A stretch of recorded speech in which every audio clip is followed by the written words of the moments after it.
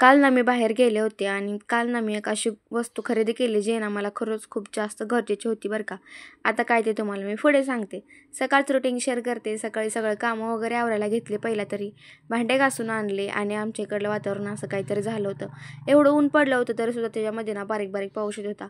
सकाळी सगळे कपडे वगैरे धुवून टाकले होते त्याच्यामुळेच लवकर काढायला घेतले आणि या वातावरणाचं तर काहीच समजत नाही आहे. कधी पण ऊन पडतो आणि कधी पण पाऊस येते.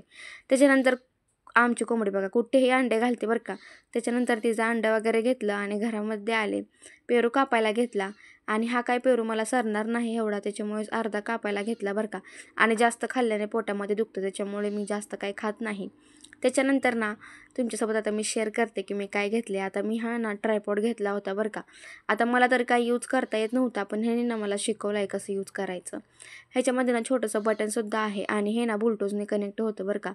तर मला तर खूप जास्त आवडलं आणि मला गरजेचंसुद्धा होतं कारण मी कुठेही ठेवून व्हिडिओ काढत होते. त्याच्यामुळे ना माझा मोबाईल खूप जास्त खराब होत होता.